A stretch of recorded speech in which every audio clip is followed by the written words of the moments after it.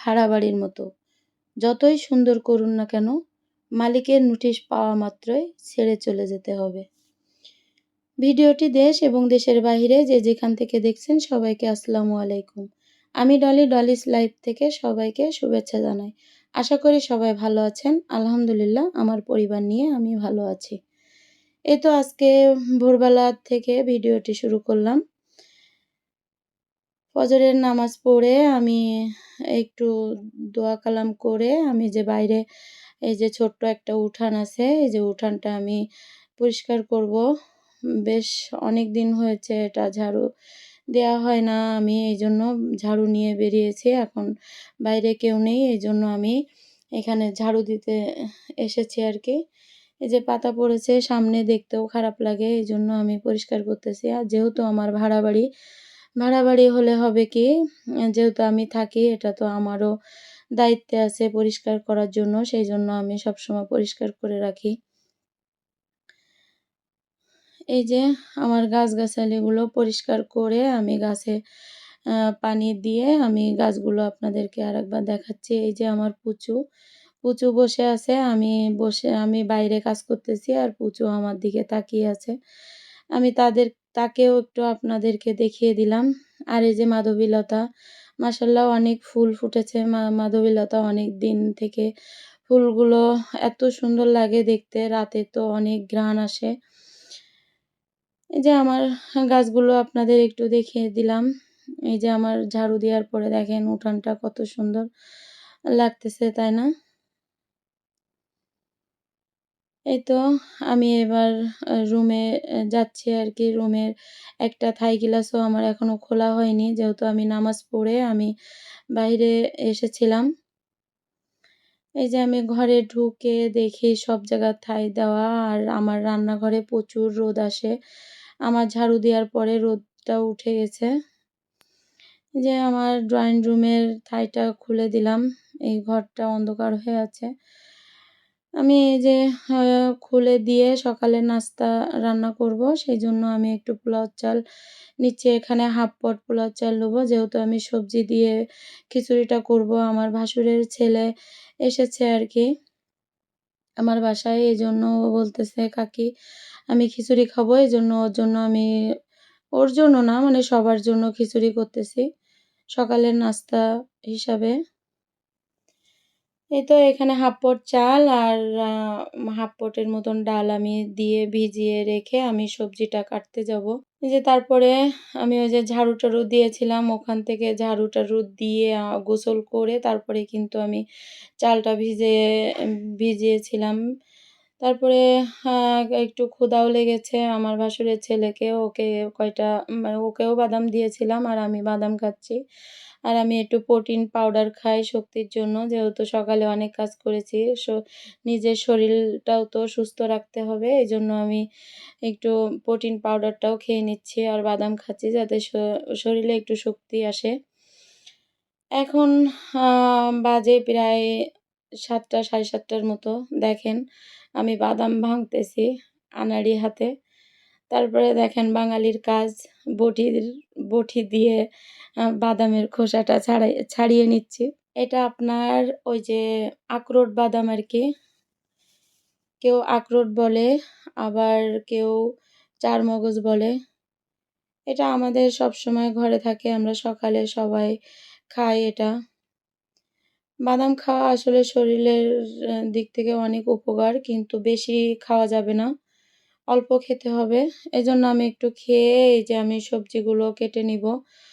তা আমি দেখেন সবজি নিয়ে নিয়েছি মিষ্টি কুমড়া, মিষ্টি আলু আর গোল আলু, পেঁয়াজ, রসুনগুলো আস্তে আস্তে দিয়ে দেবো, আর পেঁয়াজ একটু বড় বড় করে কেটে আমি আর কি দিয়ে দেব।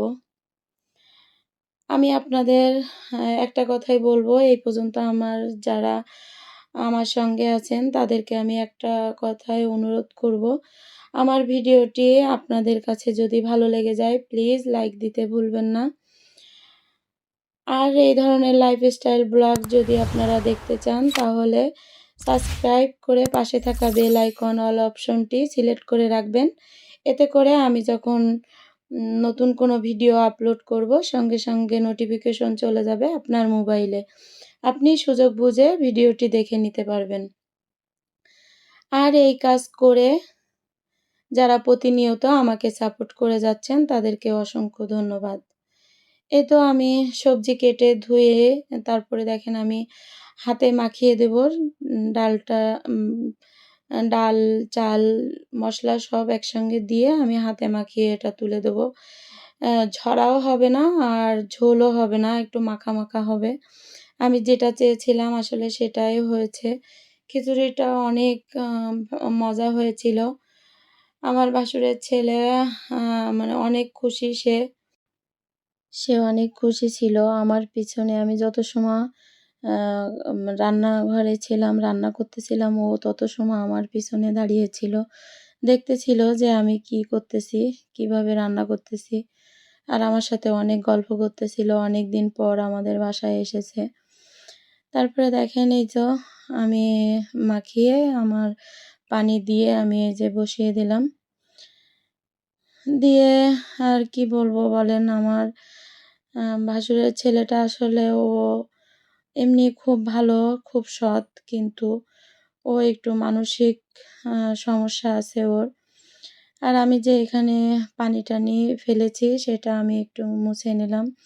নিয়ে দেখেন আমার খিচুড়িটা হয়ে গেছে। আমি একটু উপরে ঘি দিয়ে আমি ঢাকা দিয়ে দিব।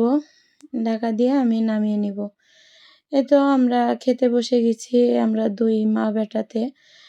এই তো আমার ভাসুরের ছেলেটা দেখেন, ও কত লক্ষ্মী, কত সুন্দর, কিন্তু আল্লাহ জানি না ওর কেন এমন করেছে। মাঝে, মাঝে খুব কষ্ট হয় ওর জন্য। সবাই ওর জন্য দোয়া করবেন। আল্লাহ যেন ওকে সুস্থ করে দেয়। দেখলে ও মনে হয় না যে ওর কোনো সমস্যা আছে, কিন্তু আসলে ও পড়াশোনা করতে পারে না, টাকা গুনতে পারে না তেমন। মানে ওর বুঝশক্তি মানে অন্যরকম একটা স্বাভাবিক মানুষের মতন না। এই যে খাচ্ছে আর আমার আম লাইক দিচ্ছে, যে ও বুঝতেছে যে কাকি ভিডিও করতেছে এইজন্য ও লাইক দিচ্ছে। খাচ্ছে আর আমার সাথে অনেক গল্প করতেছে। জমির ব্যাপারে, কোন জায়গার কোন জমি কে নিয়ে নিচ্ছে, কে কার সাথে গ্যাঞ্জাম করতেছে গ্রামে। এইগুলো আমার সাথে গল্প করতেছিল। আমরা ২ মাপে গল্প করতেছিলাম আর খাচ্ছিলাম। এদিকে ওর ২ বোন তো ঘুমিয়ে আছে, ওর কাকুও ঘুমিয়ে আছে। আর আমরা ২ জন তো খেয়ে, আমরা যখন নাস্তা খেয়েছি তখন ৯টা বাজে। এই তো খিচুড়ি আর আচার, এটা ছিল আমের আচার গত বছরের। আমার আচারটা ২ বছরের অবশ্যই। আচার দিলে আমার ২-৩ বছর চলে যায়, কিন্তু স্বাদ একই রকম থাকে, হয়তো কালারটা একটু চেঞ্জ হয়, কিন্তু একই স্বাদ থাকে। আমার আচার যে একবার খাবে সে বারবার খেতে মনে চাবে। এই যে আমার মেয়ের যে DIY গুলো করছিল সেটা আপনাদেরকে একটু দেখিয়ে দিলাম।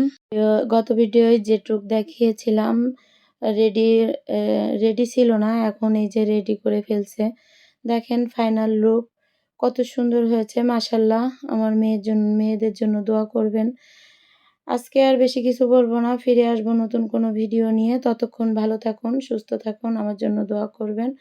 আল্লাহ হাফেজ। আসসালামু আলাইকুম।